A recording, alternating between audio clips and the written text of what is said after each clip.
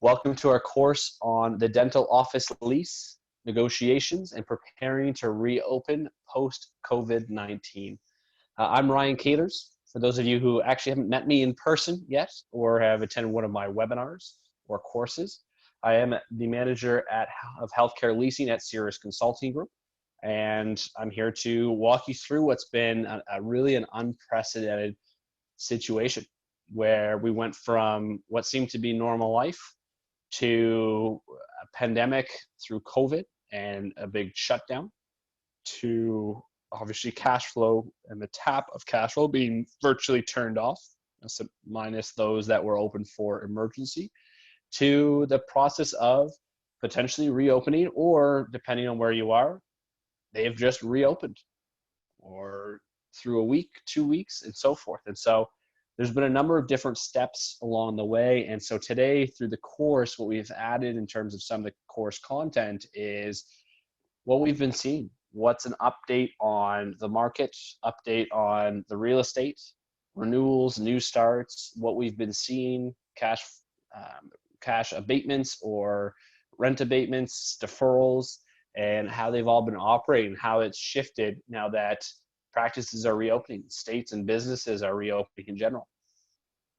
But I believe before we get through that, it's important for everyone to understand, those who are not familiar with us, a little bit about us in terms of who we are, what we do, and how we support the dental community. So I give you a little bit about Cirrus. We're a healthcare and dental specialized tenant representation firm founded by dentists for dentists. In 1994, so we're actually celebrating our 26th anniversary. And we've now negotiated over 12,000 leases since inception. What makes us so unique is we have everything in-house. So we have an in-house leasing team that have access to rental rates and comparables in any given market. We have an in-house legal team comprised of highly experienced lease negotiators and real estate attorneys with a background of healthcare and tenant representation, and an in-house consulting team that essentially work alongside the legal and leasing teams to really help develop a strategy for the negotiation. On an annual basis, we represent now over 500 doctors throughout North America and deliver over 100 of these continuing education courses and on an annual basis. So those are in the form of webinars, which have obviously become more frequent over the last 8-9 weeks. But we do also host our in-person continuing education seminars as well across the country.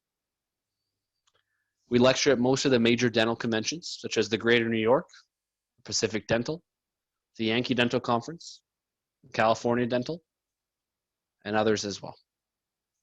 So we truly represent and assist doctors and dentists, particularly nationwide. Now, 85, 54, and 80. 85, 54, and 80.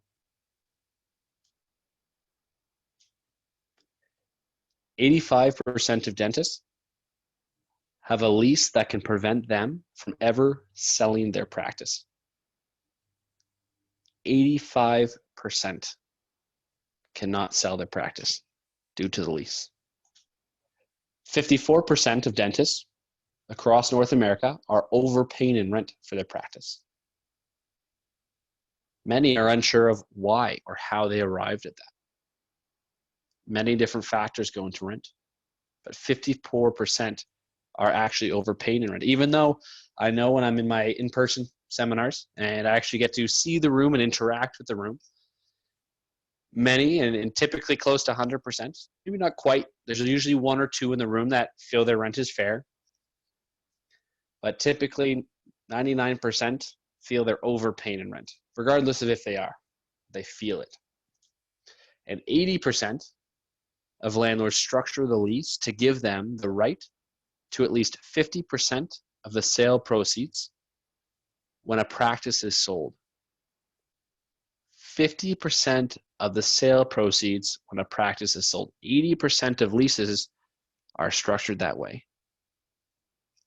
Unfortunately, most don't even realize it.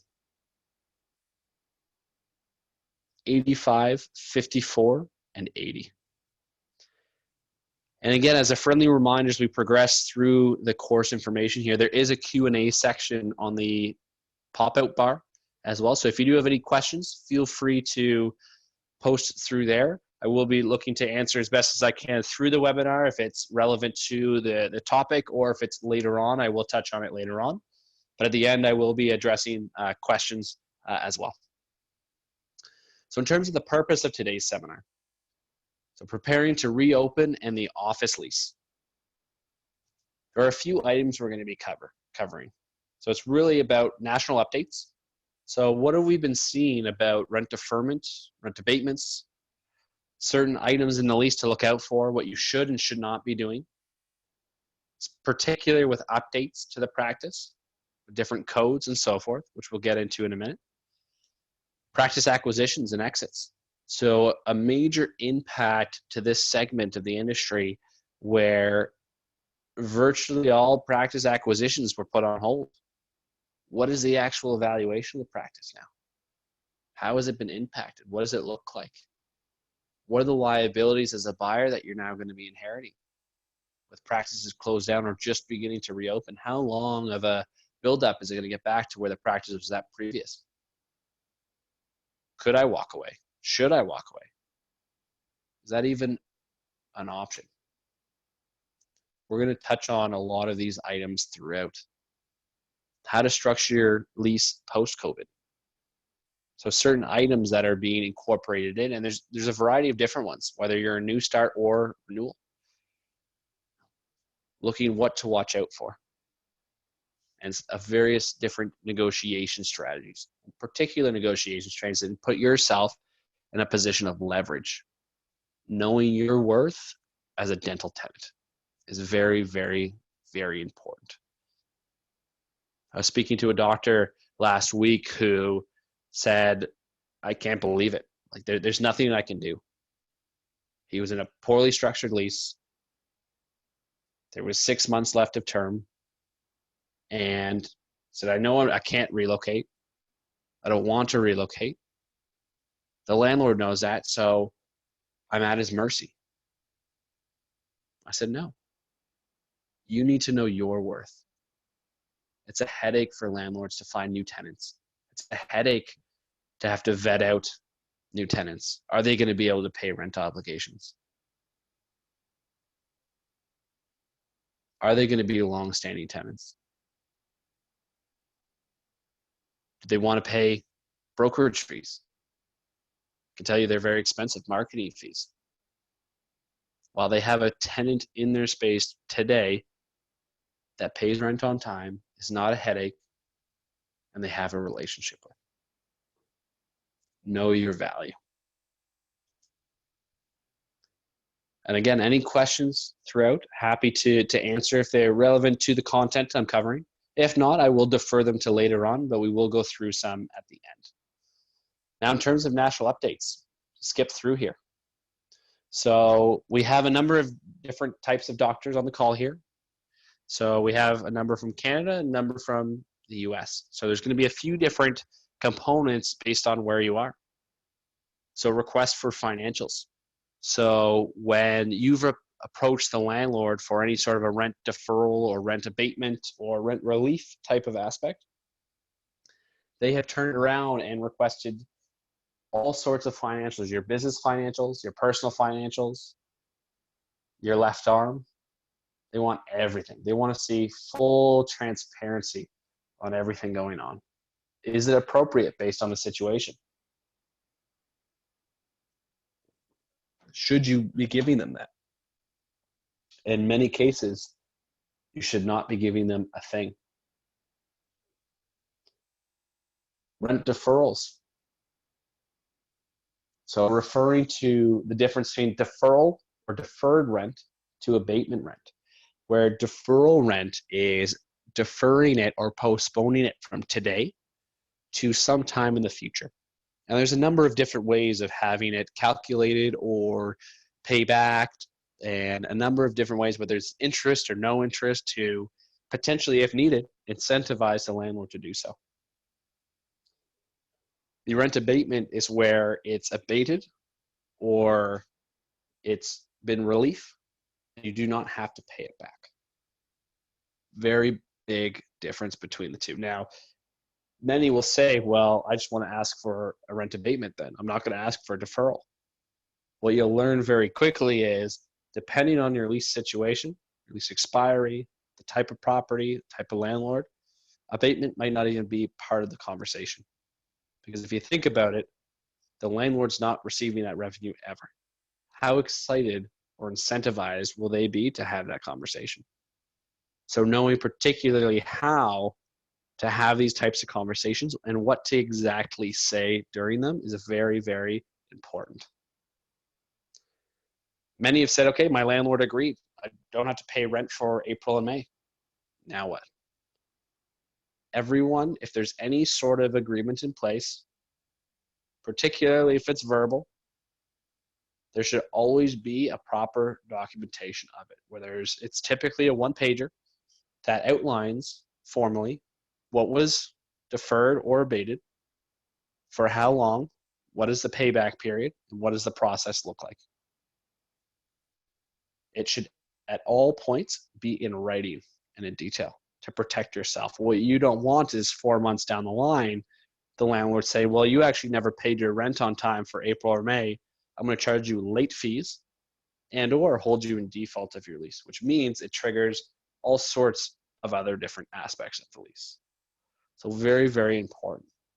In terms of adding to the financial aspect or rent relief, not from the landlord, but from the government.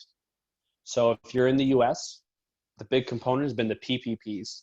So the first and second waves have been funded, and they're working on further assisting doctors as well. So if you've been one of the fortunate ones that have been funded, keep in mind, you can't utilize the money unless you're paying rent for the rent portion. There's obviously a salary portion for your employees, but there is a rent portion as well. And if you're not paying that rent because you've had the rent relief from the landlord, that's dead money. So that also enters into the conversation. There's one right now where we're looking to alter the free rent from today, push that out through 2 months, because they have from their PPP loans 8 weeks of rent paid for. So why not utilize the agreement with the landlord, have them pay today, which they will love, music to their ears, and push out the rent. That way you can maximize on this situation. In Canada, there's another relief fund where landlords will have to apply to the government for that relief. Now, the problem with Canada's right now is they're still working out some of the details, but there's no incentive for the landlord to do so. They'd only be getting paid 75% of rent as opposed to 100% of rent if they went for the tenant. And it's a headache to go through that process. So in terms of an update on that aspect, happy to connect separately on that. But there's a number of different types of reliefs out there. Just depends on where you are. Post-COVID alterations. So many believe that they can just go in and alter the space, add in plexiglass, whether at reception or partitions, walls around operatories to make it from open bay to private, separate them, to add in any sort of air purifiers or your filtration system. Many don't realize is you're not allowed to, according to your lease and the alteration section of your lease. You need the landlord's consent in order to do so. You can be held in default if you do not get that consent. And just so everyone knows, it's reasonable. There's fire hazards or fire codes that need to be upheld, the airflow. There's a lot of different factors that go into it, but depending on how your lease stands and is what it's written, you could be prevented from adding those types of alterations. And renewals and new starts. Landlords have been very, very incentivized now to extend leases. Everyone, not only tenants, have been hit hard with what's been going on, landlords have as well. So they've been giving very attractive terms in order to renew tenants, particularly if they're in connection with any sort of a rent deferral or abatement conversation. they're more willing to, or there's a higher probability of that being successful because it's giving something back to them in return. Similar to new starts, the amount of financials of whether it's rental rates, comparables, free rent, fixturing, TI, many landlords have been getting aggressive as vacancies have skyrocketed. They've never been so incentivized and aggressive at trying to get new tenants into the building and securing new long-term leases. So it's been a great time. We've had several doctors that are now looking to start up and get in while the investment is lower than typical. So what to look out for before reopening?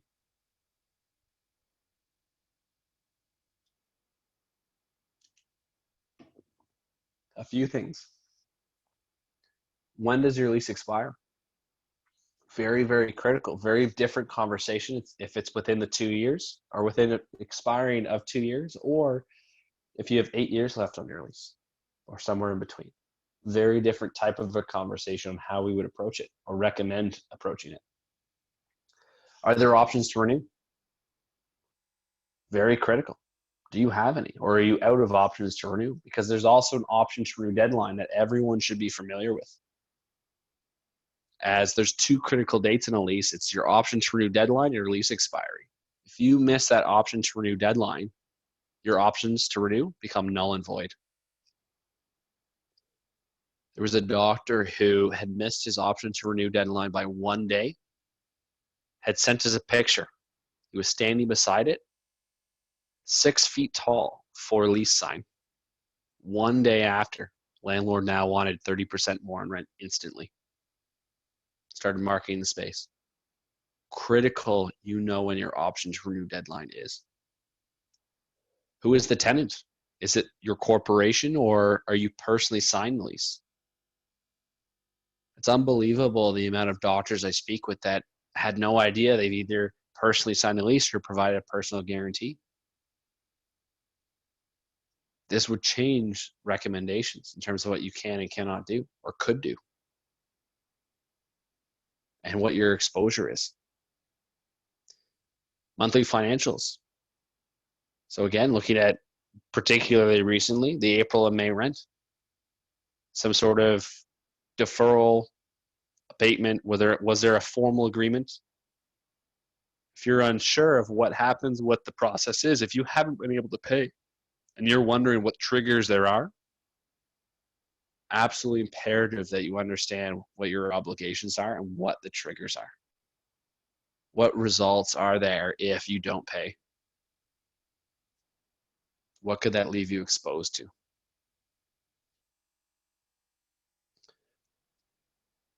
Default. It's always interesting as I go through my seminar, and I always ask for hands raised. You know, who knows what constitutes as a default? Typically, majority of the room will raise their hand and say rents, not paying your rent. Absolutely. The most common form of default is not paying rent. But what are the other provisions in there? Because rent is not the only form of default. If you're in a mall or a strip plaza, do you have a minimum business hours that you need to be open for? Has there been at any point any garbage left outside if you're in more of an office building? There's many different forms of defaults. Critical that you understand what constitutes a default in your lease, as it impacts and can trigger a number of different other items. Does the landlord have to notify you? Do you even know if you are? Do you have a cure period? Can you fix that default so that way it's like it never existed? Because if not, if you had options to renew and you were held in default, there's typically a provision in the option to renew. If you're ever in default, options are null and void. How does that impact your security for the practice and the space for the long term? Does the landlord have the right to terminate your lease for defaulting?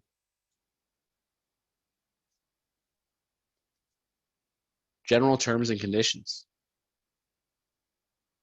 So personal guarantee, could that activate if you've removed a personal guarantee? Can that activate it to bring back on the personal guarantee? If you had to negotiate any sort of exclusivity or non-compete to that type of dentistry, typically it's tied to, if you're in default, exclusivity becomes null and void, doesn't exist, allowing the landlord to rent out space to another dentist or specialist. Non-disturbance agreement or subordination. So this is critical for properties that go into foreclosure. More so common on the smaller to medium-sized landlords. Less common for the institutional, where essentially what this states is, what is your obligation if the building goes into foreclosure, and can the bank have the right to terminate your lease? Or do you have a protection in there stating that if you uphold the lease obligations, they can't disturb your business? How is your lease structured? An assignment, the ability to sell or transfer your lease. Would you prefer your lease work as an asset or as a liability? Because the lease can make or break the sale of your practice, which we'll get into a little bit more detail in a few minutes here.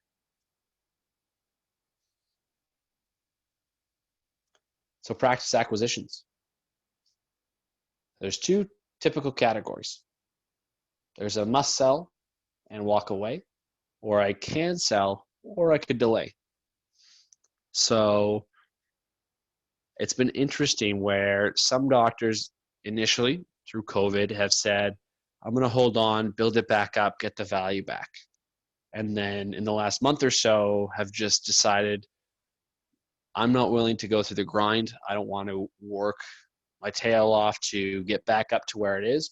I'm happy to retire, walk away, cut my losses. And then the other is considering both. Can I sell? Potentially. Do I want to right now? Maybe not. Maybe I'll see what happens. See how everything bounces back. So not to say there's one right or wrong way, because it all depends on the individual, their particular situation, how the lease is structured, their exposure. But very, very important that there's a proper plan in place. You need to know, do you have a game plan? A well-developed strategy to be able to walk away if you wanted to. And as an owner-occupant, it's always interesting, as many say, it's the best investment you can make. Is it a good investment, or could it be? Absolutely. Is it in all cases? Absolutely not. Many of the group practices or the emerging DSOs that I work with, the conversation is, do you want to tie up your capital in owning each and every property, where you can take the capital of owning the property and putting it into another practice? You look at the big corporations like Heartland, for example. They own any of the real estate? So it all depends on your plans and how you'd like to operate. If you are an owner-occupant, how is your lease structured between your practice and your property?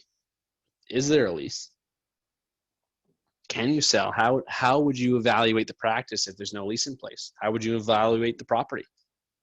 Very, very important and critical to have a proper lease structure, so that way you can maximize the sale of your practice and protect you as a landlord if you're holding on to the property, which most do, as an investment, that you're properly protected through the lease. What's your plan? And is it aligned? Would you prefer that the lease aligns around your life, or do you prefer your life aligned to the lease and wrapped around it, where you have to be stuck? Or do you prefer to have the flexibility to get out when you'd like to get out?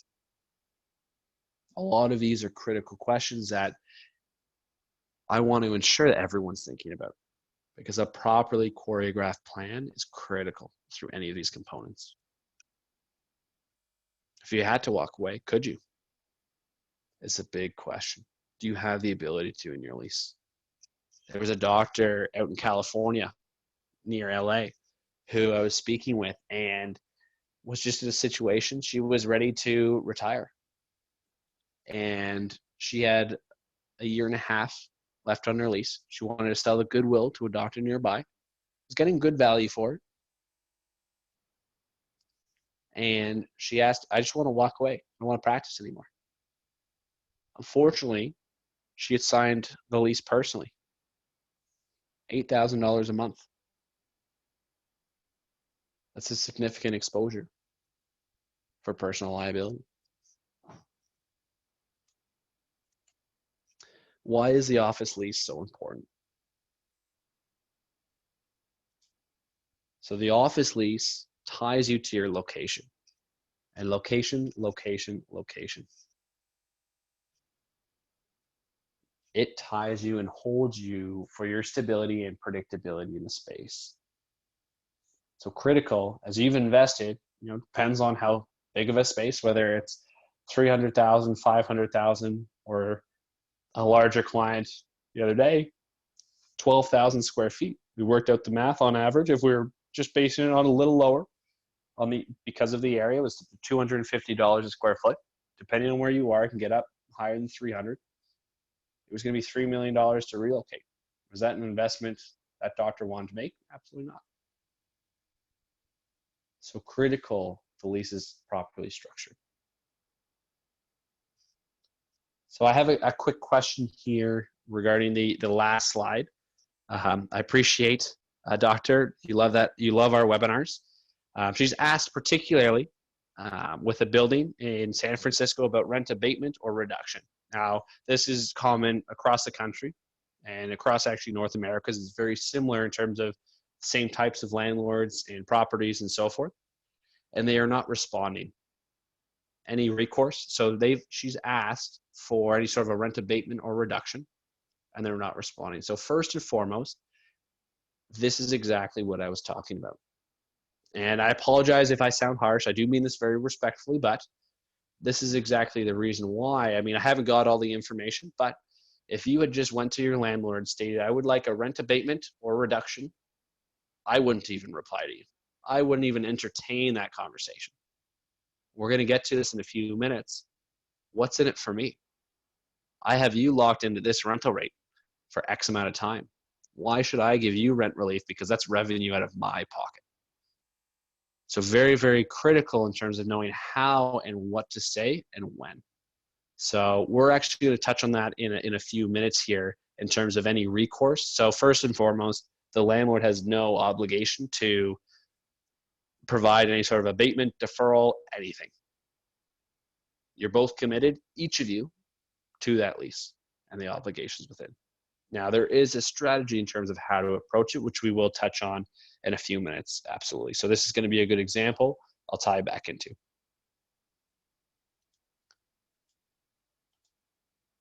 The failure to pay can be catastrophic. So we touched on the default.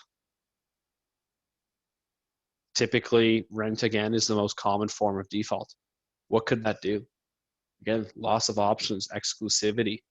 In some cases, depending on how your lease is structured, if you default on rent, that allows and triggers a default provision for the landlord to ask you and charge you.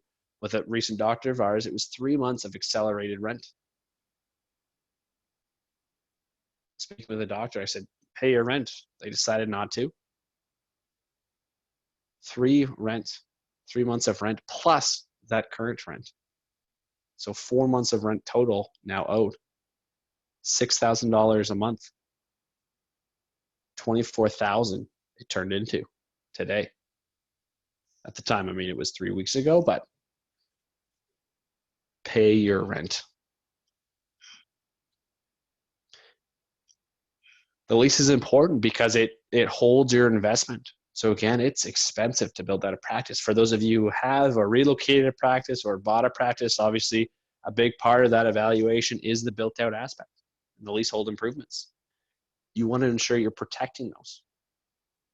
There's a doctor right now I'm working with who the landlord is sending them in circles. They're not being the nicest. I'll put it lightly, as I'm being recorded on a live webinar, but they are 2 weeks away from the end of their lease. And so we've obviously gotten involved very late.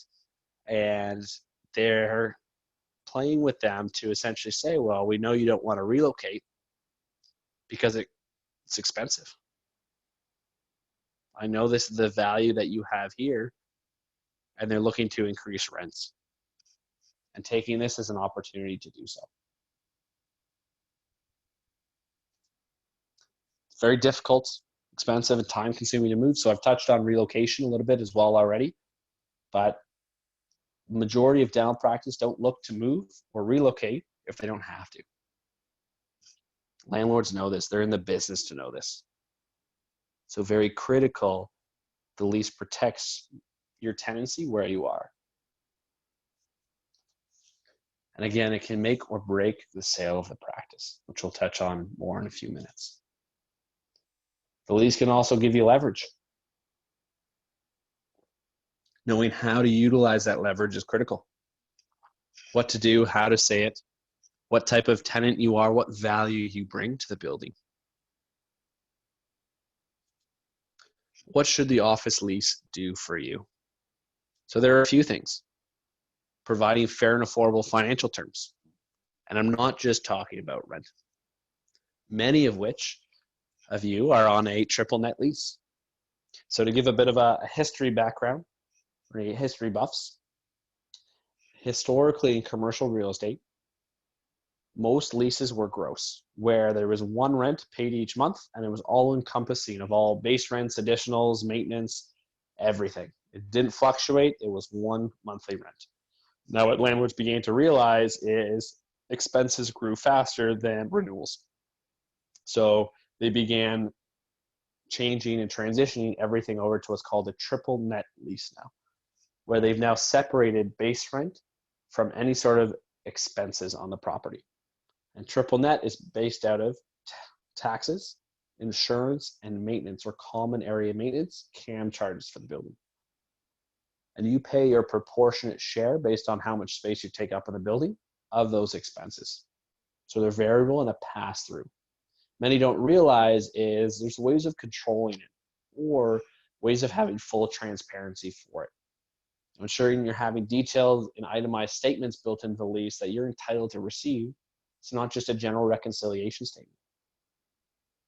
I couldn't believe it. I was speaking with a doctor a month and a half ago who had sent me while we were going through his lease and strategizing for his renewal. He had sent me a reconciliation statement received. And there was a miscellaneous charge on there for $5,500. And I asked, okay, so what was this for? He said, I don't know.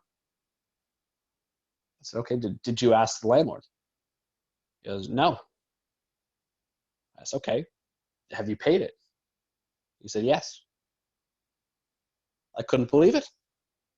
A miscellaneous charge for $5,500 and you just paid it. I couldn't believe it. Full transparency, because unfortunately, not all, but many landlords will utilize this section as a profit center. There's other financial terms, depending on if you're looking to expand, renovate, start up a practice. So the terms of free rent, fixturing, tenant improvement allowance, landlord work are all various different versions of financial terms in the lease. So very important to know if you're receiving a fair deal. Are you leaving money on the table? How much should you ask for or propose? What is fair to receive? Because it'll depend on each situation very specifically on where you are, type of property. As for example, institutional landlords will typically be able to give out more money or capital, or because they have the capital, they'll be able to give more TI, for example, tenant improvement allowance, whereas more of a small mom and pop will have less capital in hand, so they may need to give more free rent or fixturing instead of TI because they just don't have the capital or money for it. So a lot of different moving parts. I've touched on long-term stability and security. So in most cases, we recommend signing a 10-year lease with multiple 5-year options to renew to secure the practice as long as possible. And again, that's in majority of cases. So not all, it's custom to depending on the situation, but very, very important to know what is the appropriate method as well. In 10 years, if you're not looking to relocate anyways, this does a few things where it's like buying in bulk. You typically get a better deal. So whether that's in the form of rents, term, things of that nature, there's a number of different moving parts. This is a big component of it. But minimizing risk and exposure. So again, we've talked about the personal guarantee. So when should it be removed or limited? How can I do that? Is that possible? Absolutely. Incorporating in a death and disability provision. It's essentially how we got our name 26 years ago, whereby essentially states, God forbid something were to happen to you, you or your estate would have the ability to terminate the lease or assign to sell the practice. Or just skip a number of provisions given the extreme circumstances. Maximizing your flexibility, incorporating in a right of first refusal, whether it was to expand or to purchase. So to give you the option, but not obligation, to either expand and grow the practice or purchase the property if you're looking for an investment. The lease also, again, enhances your ability to sell the practice. Again, do you want your lease to act as an asset or as a liability?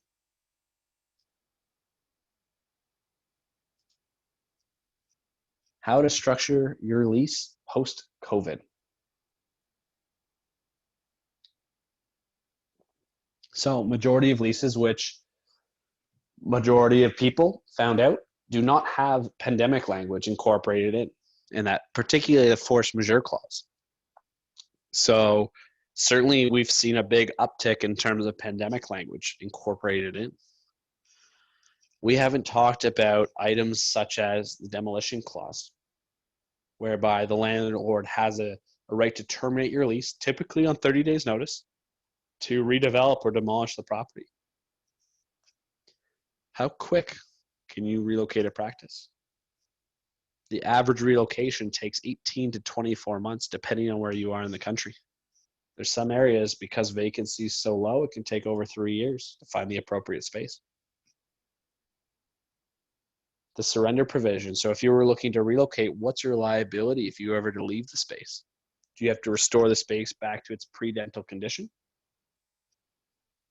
There's a doctor I was speaking with a few months ago who received a bill after she relocated, $32,000, 1,400 square foot office, just to put that into perspective, $32,000. Another type of tenant was moving in. So very, very important, not limited to, but these are many of the common clauses that are within your lease. Critical you understand which one is in your lease, how it's structured, what your obligations are, and should it be changed or removed. The assignment section of your lease. So this section essentially outlines the transferability of your lease in the event you look to sell the practice. So this is a very big component, particularly for those ever looking to sell, potentially at least sell their practice, and what it constitutes as the process. So the language here today is found in 75% of the dental leases we review and negotiate, and many of which have been negotiated by, quote unquote, dental specific real estate attorneys. So typically in my seminar, I will go through this together. Now, as this is a one-way form, I'll go through this and walk everyone through. So for those of you who didn't know, you need the landlord's consent in order to sell the practice and transfer the lease. Very common in commercial real estate. Depends though on yours. Does it just say you need the consent of the landlord, or which consent shall not be unreasonably withheld? Major issues with those. The critical component is, what's the basis and what's the definition of unreasonable? What's the criteria they're basing that off of? Can they, because it's a rainy day, deny your consent? There was a doctor who was 75 years old and had been denied over the last 5 years 3 times selling the practice. We got involved. Landlord wouldn't budge. They knew she wanted to sell, obviously. We had to relocate her. Thankfully, we got An amazing deal. Does not happen often, so I don't want to set that precedent, but the landlord paid for everything, the new landlord. So she was able to sell her practice. Now, to prevent any situation like that, because I can assure you that doesn't happen often, having a properly structured assignment section will help give you peace of mind and a smooth sale when you want to sell. So it goes on to say here, the landlord has the ability to 1, approve the tenant's request, 2, decline, or 3, terminate the lease. Yes, just for asking for consent to sell the practice and transfer the lease, the landlord has the ability to terminate.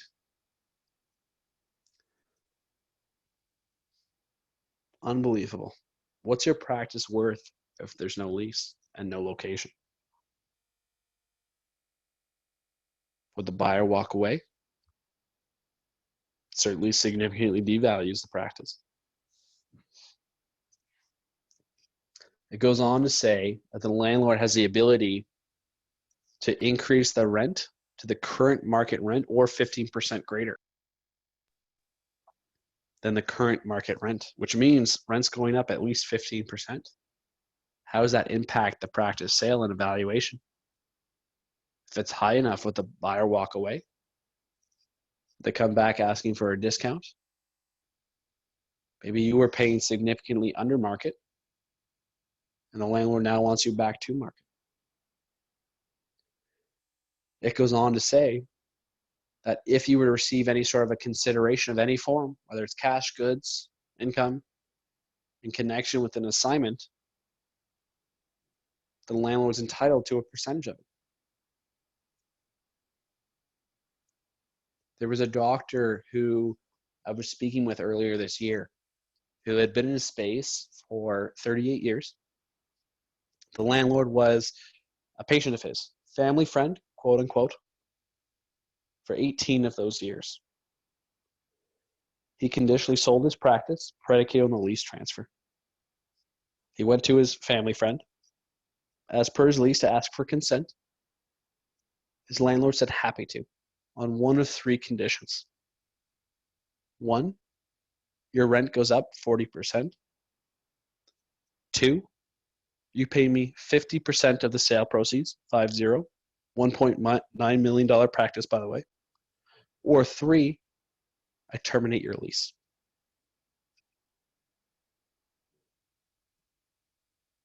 He's just about to sell his practice. What would you do? I can tell you they're not family friends anymore. There's some very choice words said, but what would you do? It goes on to say that even if the landlord were to consent to the sale of the practice and the transfer of the lease, that the tenant would not be released from its obligations. Meaning, if you've signed a personal guarantee or personally signed the lease, that's both your business and you personally. And you'll notice in that last sentence, there's no expiry. There's a doctor who I spoke with at the end of 2017. He practiced out of Michigan, sold his practice, moved down to South Florida to retire, and he received a call 8 years later. Buyer had defaulted.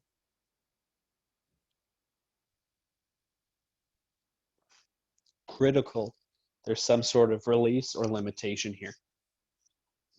Now, in terms of what it should look like, depends on the overall situation. But this whole section should be completely rewritten for proper consent terms, provisions, processes, no termination rights, no sale proceeds, no impact to rents, and limiting liability after sale. And if there has to be, ideally just the business and not you personally. But the tenant lease cycle, so I get asked this quite often, is when do I start the process? When is a good time? You know, my lease is up in 6 months. I find them too early.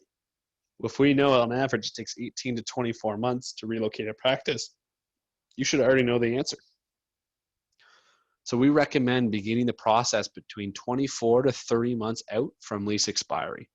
And this is for a few reasons. So 1, to give the perception, most of our renewal projects, our clients aren't looking to relocate, but it gives the perception that if the landlord's being completely unreasonable, you have the ability to. Or if you have to and you find out whether the landlord's not renewing leases, they're redeveloping, whatever the case, at least you have the time to properly vet out a new space, negotiate the lease, designs, permits, construction to doors open. Plenty of time. In addition, it gives leverage because it's not only the lease expiry that you're looking at, it's also the notice period. And they can be in the form of whether it's 3 months prior to expiry, 6, 9, 12. One recently was 20 to 24 months. That's more of a longer one, more of one of the extreme ones, but typically it's 12 months or less, depending on how your lease is structured. Critical we have as much time prior to that date as possible, as it's the ace in your back pocket, so to speak. So if they're being unreasonable, for example, past client of ours in BC was coming up for renewal. We had worked with them 9 years prior. And so we check in, as we do with our clients, to just make sure, is everything okay? How's everything to do with the property? Any updates, any change in your life, transition plan? So we were going to look to add an initial 5-year term because they decided they wanted to practice longer. So we had approached the landlord to hold their hand through the option to renew. And they said, if you want an extra option, we want 40% more in rent because you're severely underpaying in rent and below market. We said, express your option. Let's regroup in 5 years because this is going to save you over $100,000 over the next 5 years. So critical that you have a proper strategy in place and there's time. Now, this being said, if you are month to month, absolutely an urgent situation, never ever recommend a dental tenant going month to month. If you're delaying, short-term extensions for whatever reason. If you're looking to relocate, buy time for a property you're buying, whatever the case. But if you're looking to stay long-term, not to say everything is lost, it's all probability. So there's still great successes we can have. Is it a different strategy than if we were 2 years out? 100%. Different recommendation is if we were 2 years out? 100%. But still very important to know your worth as a tenant, but certainly critical to never be in a month-to-month situation.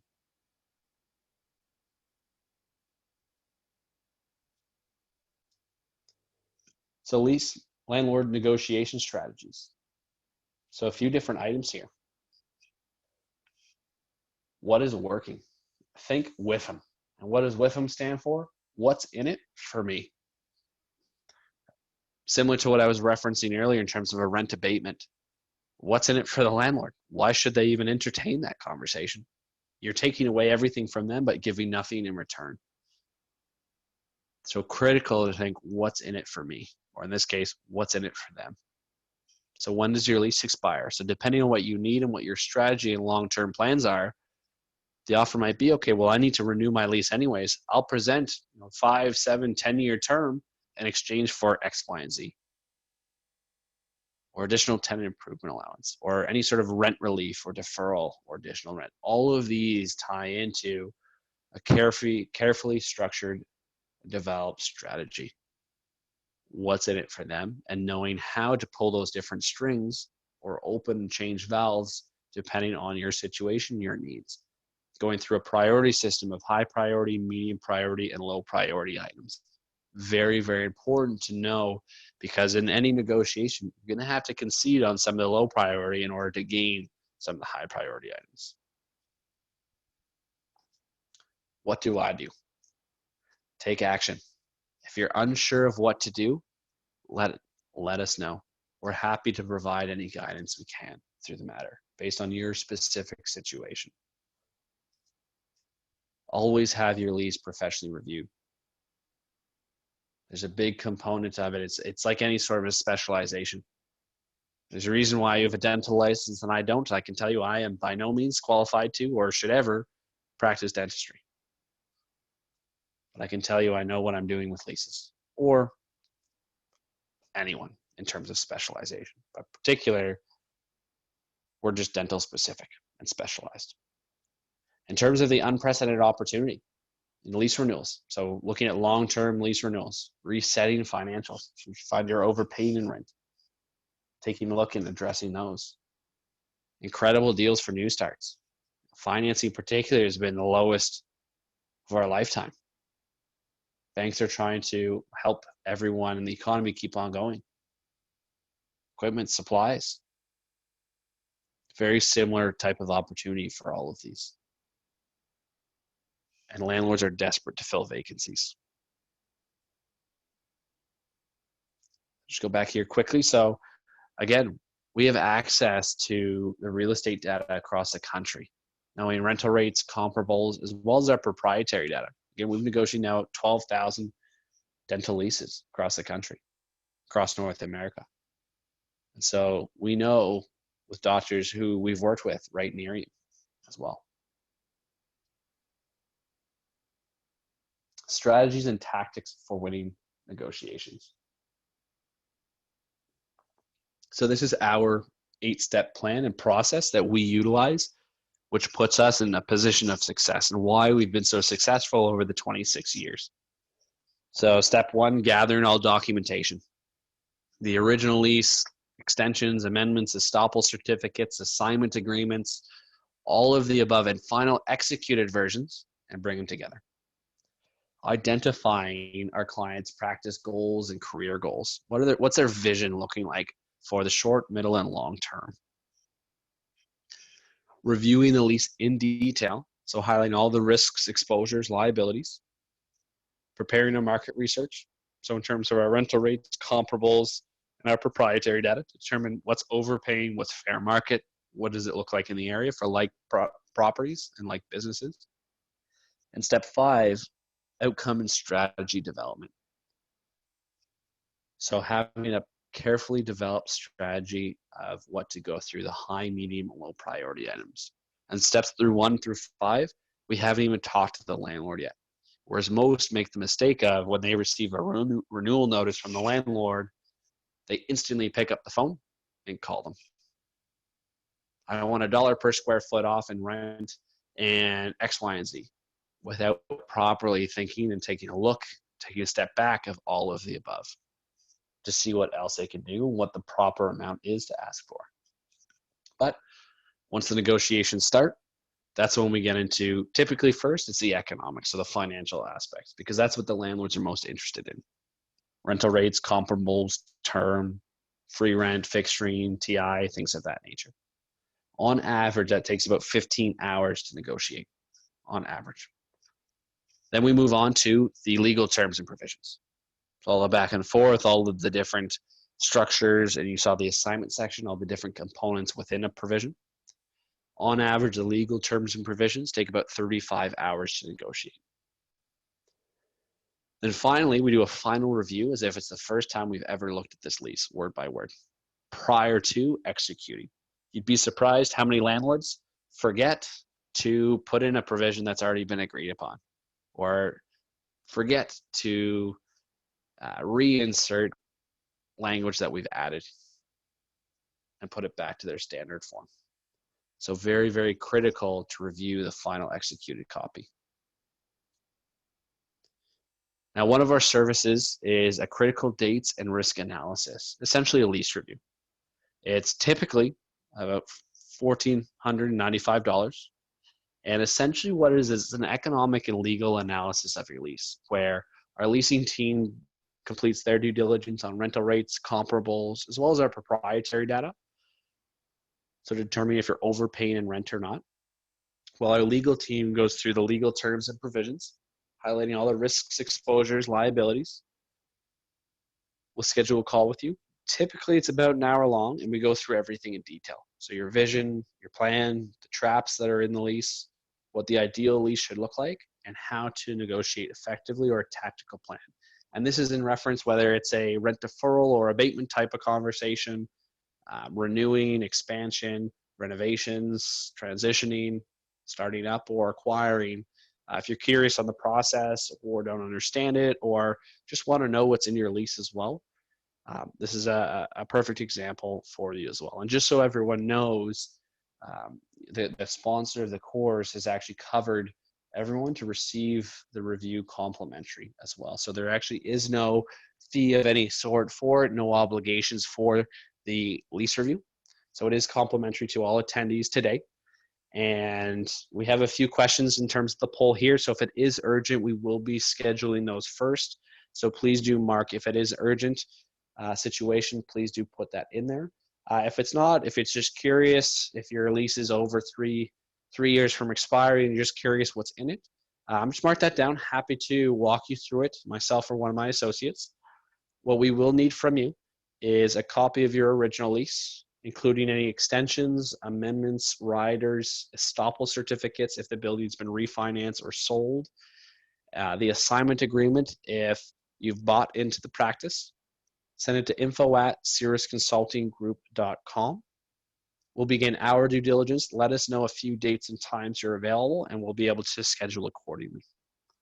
But for those of you that have another webinar coming up, it's been a pleasure walking you through today. Hope you found the course insightful. I will be answering questions right now. I know we have a couple waiting, so I will be going through some of those too.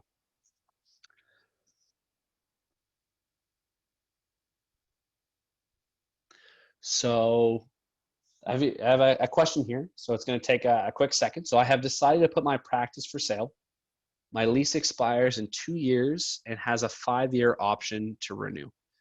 Is it true that if I assign my lease to a new buyer, if my practice, my corporation, will remain liable for the lease if the buyer or new buyer / lease assignee defaults?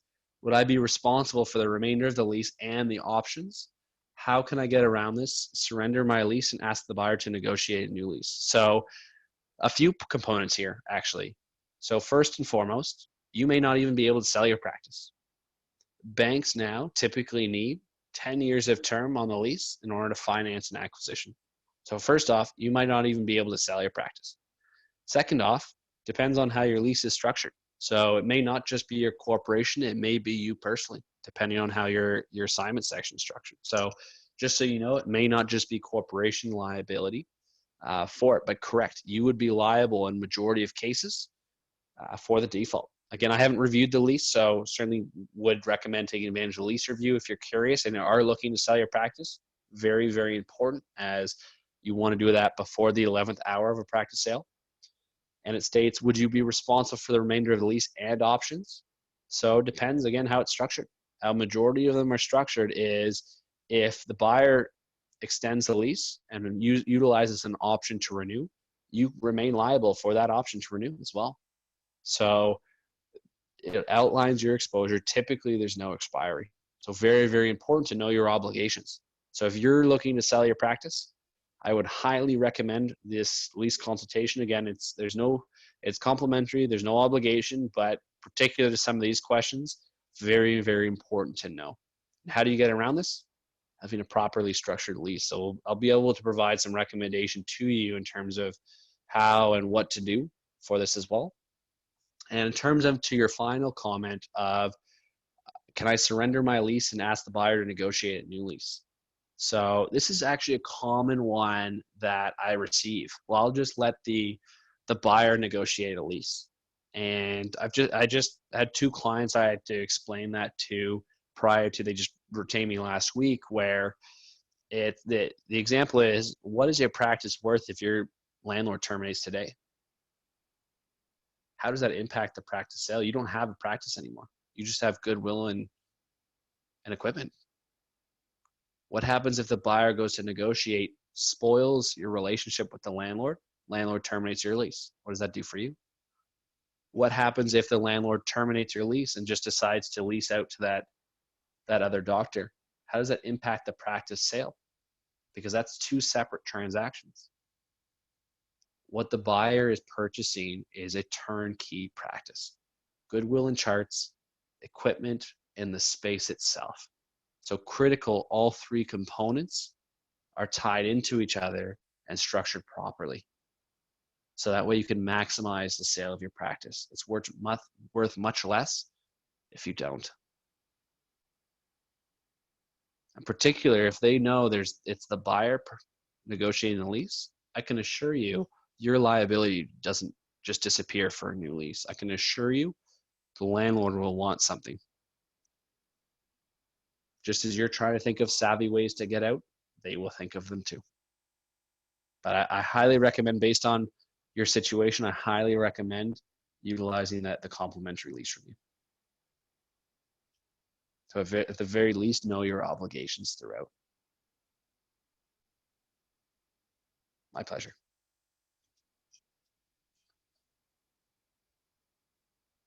So there's many different situations, and a number of the questions I receive, they're really going to be dependent on the situation, your relationship with the landlord, the way your lease is structured, where you are, the type of landlord, and your plans moving forward. Is that there's going to be different recommendations on each.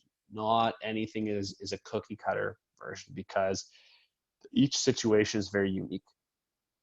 And so in terms of majority of these types of questions, most of them are better off in terms of a one-on-one and a specific consultation. That way I'm able to properly advise. But again, if anyone has any other questions, whether it's at a high level, things of that nature, happy to walk them through as well. But I encourage, if you are curious in terms of how or what is involved in a startup or an acquisition type of opportunity, utilize the consultation to walk you through it. Happy to. The renewal negotiation or conversation, certainly a big component in having a proper strategy of how to approach it. Any sort of expansion, any sort of transition, any sort of renovations, or rent deferral and abatement conversations. All of these, most you look to have this addressed prior to opening up. As I can tell you from those that have opened up currently, we've heard of many practices being absolutely, completely fully booked because there's 2.5 months of backlog of patients. So there's less and less time to have everything addressed as well, or to ask questions and go through things. So certainly if you are not open currently and are opening soon, I highly recommend, if you are interested in the lease review, completing it prior to, as I assure you, you're going to be very, very busy when you reopen again.